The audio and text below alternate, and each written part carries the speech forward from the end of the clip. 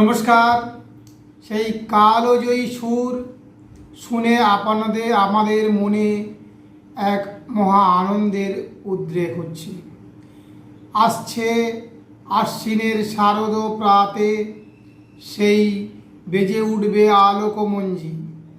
আমরা সবাই আনন্দে খুশিতে ভরে উঠব আমাদের দেবী দুর্গাকে বরণ করে নেওয়ার জন্য।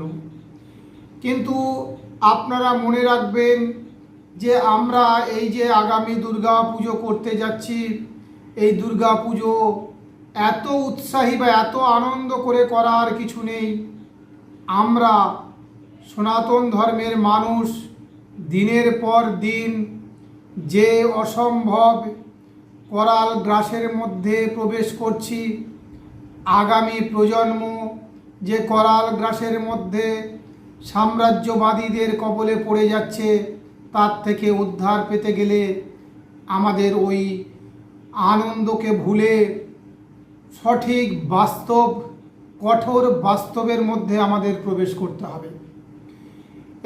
এই পূজা একটা বিজ্ঞান। সেই বিজ্ঞানের বিউটিটা আমাদেরকে গ্রহণ করতে হবে। এই পূজাকে কেন্দ্র করে বহু জায়গায় প্যান্ডেল হবে, মায়ের আরাধনা হবে, কিন্তু সনাতনী সমাজকে বুঝতে হবে এই পূজাটা কি। এই পূজা হচ্ছে আত্মসংযমের পূজা, এই পূজা হচ্ছে জ্ঞানের পূজা, এই পূজা হচ্ছে সাহসিকতার পূজা, এ পূজা হচ্ছে শক্তি প্রদর্শনের পূজা। এই পূজাটাকে আমরা দিনের পর দিন উৎসব বানিয়ে ফেলেছি। আপনারা প্রত্যেকে মনে রাখবেন, এভাবে যদি আমাদের দিনের পর দিন উৎসব হতে থাকে, তাহলে সনাতন ধর্ম দিনের পর দিন ধ্বংস হতে থাকবে। কারণ বিশ্বের সমস্ত সম্প্রদায় আমাদের উপরে চ্যালেঞ্জ ছুড়ে দিয়েছে। সেখান থেকে মুক্তি পেতে গেলে আমাদের সেই ভগবান শ্রীকৃষ্ণের গীতাতে অনুসৃত বা বেদের যে সেই প্রার্থনা, আত্মসংযমের অভ্যাস, শক্তি প্রদর্শনের মর্যাদা আমাদের গ্রহণ করতে হবে। মর্যাদা রক্ষার জন্য, সমাজ গঠনের জন্য আমাদের আত্মত্যাগ করতে হবে, আত্মত্যাগের শিক্ষা গ্রহণ করতে হবে। সুতরাং পূজাতে অতিরিক্ত খরচ থেকে বিরত থাকুন,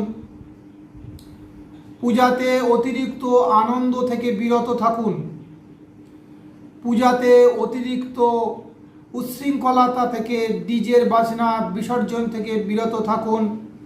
কলকাতা সনাতনী আশ্রম আপনাদের কাছে করজোড়ে নিবেদন করছে, আপনারা সেই টাকা দিয়ে সারা বছর আমাদের আগামী প্রজন্মের সন্তানদেরকে সুশিক্ষা দেওয়ার জন্য, সামাজিকতার শিক্ষা দেওয়ার জন্য, দায়িত্ববোধের শিক্ষা দেওয়ার জন্য আপনারা সেই টাকা খরচ করুন। তাহলে সনাতন ধর্ম রক্ষা হবে। কিংবা ওই টাকা জমিয়ে আপনারা প্রতি গ্রামে গ্রামে গুরুকুল তৈরি করার চেষ্টা করুন। সরকারের উপরে আমাদের যেমন দাবি আছে, কেন্দ্র সরকারের উপরে যেমন আমাদের দাবি আছে, সেই সঙ্গে আমাদের নিজেদের উদ্যোগেও কোনো জায়গায় গুরুকুল তৈরি করা দরকার। আগামী প্রজন্মর সন্তানদেরকে আধুনিক শিক্ষার সাথে সাথে তাদের নৈতিক চরিত্র, আদর্শ মানুষ, আদর্শ ভারতীয় নাগরিক হিসেবে গড়ে তোলা আমাদের কর্তব্য।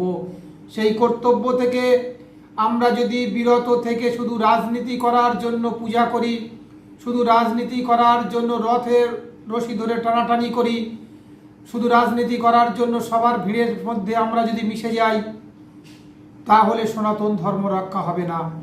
আপনারা সেই বিষয়গুলো আপনারা ভালো করে বুঝুন, নিজেকে সংযত করুন, নিজেদের ত্যাগী তৈরি করুন, তাহলে সনাতন